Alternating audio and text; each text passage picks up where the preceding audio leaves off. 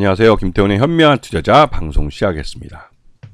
본 영상에서 다루는 내용은 투자 권유가 아니며 각 개인의 투자 판단에 대한 책임을 지지 않습니다. 별도 SNS 채널 가입을 유도하거나 투자 권유 및 유료 리딩 서비스를 홍보하는 불법 사칭 계정에 유의하시기 바랍니다. 자, 오늘은 넵튠이라는 게임 회사에 대해 좀 알아보겠는데요. 이 회사는 다양한 캐주얼 게임이나 PC 게임 또 모바일 게임들을 개발하고 있는 그런 게임 회사입니다. 이 회사가 카카오 게임즈의 자회사이기도 하죠. 그러면서도 이 넵튠 자체가 되게 많은 게임 회사들을 자회사로 또 두고 있는 그런 회사입니다. 그래서 가장 상층부에는 카카오 게임즈가 있고 그 밑에 자회사로 넵튠이 있으면서 자회사의 또 손자회사죠. 그러니까 카카오 게임즈로부터 보면 손자회사가 되는 겁니다. 그런 구조로 해서 다양한 게임 스튜디오들을 자회사들로 두고 있는, 손자회사들로 두고 있는 그런 회사죠. 그래서 넵튠은 이 독자적으로 자체 게임 개발도 있지만 이 자회사들에서 개발하는 게임들도 많은 그런 회사이기도 합니다. 그런데 최근에 자회사인 님블런이라는 데서 PC 게임인 이터널 리턴, 이게 나름대로 돈을 벌어다 주는 게임이에요. 성공한 게임으로 검증된 게임인데 이 게임을 이제 중국에다가 런칭하기 위해서 중국에다 게임 판호를 신청했는데 이게 요번에 획득이 됐습니다. 이 중국 게임 판호를 받으면 중국 내에서 영업을 할 수가 있는데 이제 게임을 이제 런칭을 할 수가 있는 것이죠. 그렇게 되면 최소 3개월에서 길면 한 6개월 정도 이 준비 기간을 거치고 중국 시장에 런칭을 하게 됩니다. 그러면 지금 획득을 했기 때문에 빠르면 내년 3분기 말 또는 늦어도 내년 상반기 중에 이 님블런의 PC 게임이 이터널 리턴을 중국 시장에다 런칭할 가능성이 큰 것이죠. 그런데 중요한 점은 이 이터널 리턴은 국내 시장, 국내 게임 시장에서 이미 검증된 게임이라는 겁니다. 이 의미는 중국 게이머들도 이 이터널 리턴이라는 게임을 한번 해보면 재미를 느낄 수 있다는 것이죠. 왜냐면 그동안 중국 게임 시장에 한국 게임이 이 판호를 지금 보시면 있죠. 이런 중국 판호를 얻지 못해서 그동안 한 10여 년, 거의 8년 정도 가까이 중국 시장에다가 신규 게임들을 런칭을 못했어요. 그만큼 우리나라 한국 게임이 중국 시장에다가 직접 런칭을 못하는 사이에 중국의 게임 업체들은 한국 게임을 카피해서 이제 리니지 같은 경우 리니지 라이크라고 그러죠. 그런 류의 게임들을 어마무시하게 많이 만들었어요. 그런데 이거 카피를 좀 잘하면 다행인데 천만 다행일 수도 있겠죠, 우리에겐. 이 게임의 형식이나 이 그래픽 이런 움직임 스크롤 같은 것들을 카피를 할 수는 있어도 이 게임이 갖고 있는 이 게임 개발 철학이나 게임 스토리 이런 것들을 고스란히 카피하는 데는 한계가 있는 것이죠.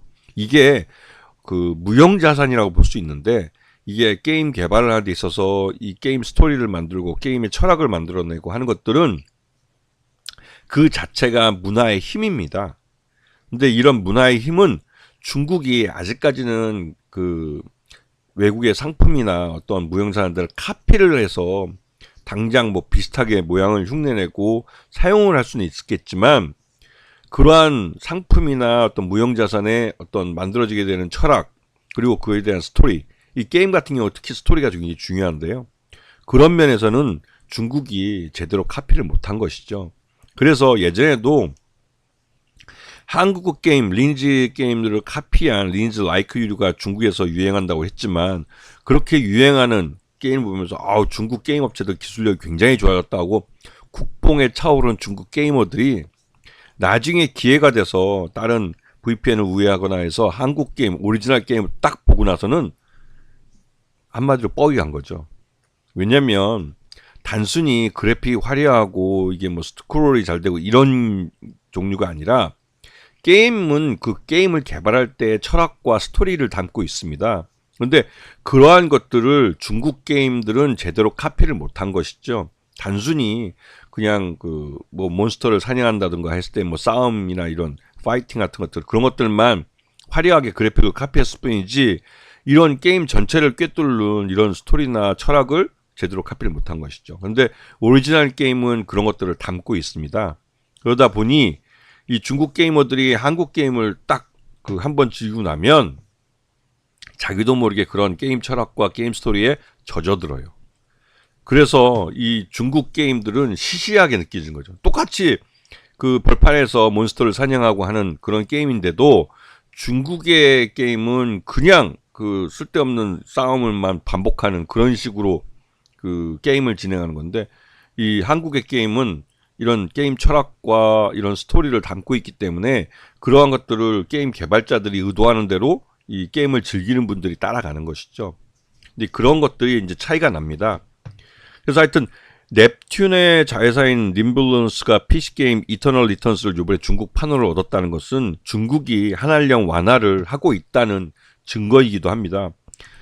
올 상반기부터 해서 올 하반기로 가면서 이 미국의 트럼프가 그 선거에서 11월 달에 이제 대선을 이기면서 다시 한번 보호무역주의를 들고 나오는데, 그거에 대한 방패막이로 자유무역주의를 수호하기 위해서 중국이 주변 그 자유무역주의를 채택하고 있는 우리나라나 일본 이런 나라들에 대해서 기존에 갖고 있던 보호무역주의를 일부 허물어서 자기들도 이 문호를 개방하면서 자기 시장을 좀 내주겠다는 것이죠.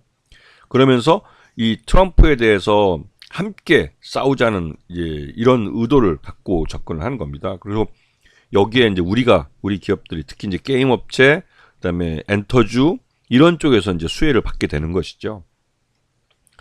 자, 지금 보시게 되면 넵튠 같은 경우는 이제 캐주얼 게임이 전체 매출액의 한 64%, 65% 정도를 차지하고 있고, 그 외에 소셜 카지노나 이런 게임들이 한 20% 정도 차지합니다.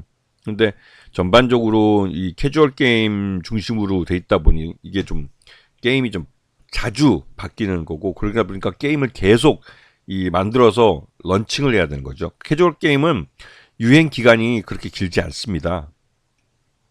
그래서 지금 전체적으로 매출 외형이나 이런 걸 보면 그 나름대로 좀 선방을 하면서 그래도 꾸준한 실적을 내주는 그런 회사이기도 합니다.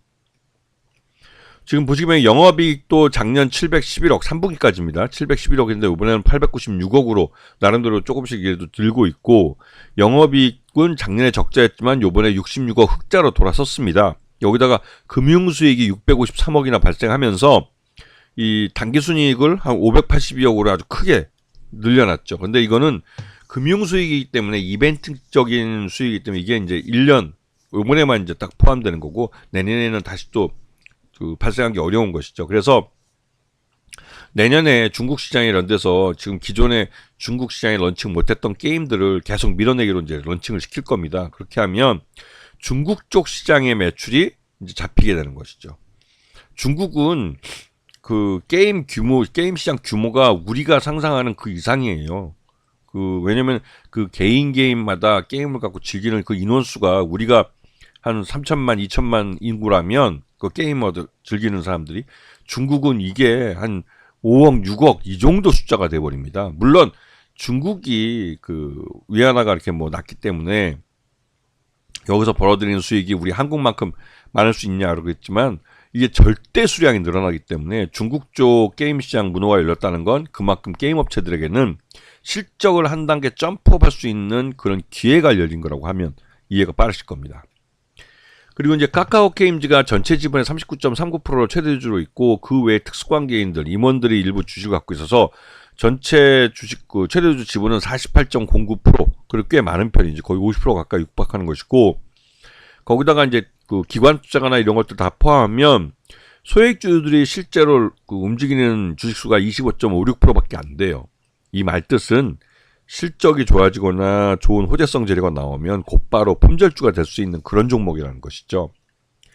그리고 보시게 되면 종속기업들이 이렇게 많습니다. 요번에 중국에다가 게임을 런칭한 게 님블런스라는 이 회사고요. 중국 게임 판호를 받은 게.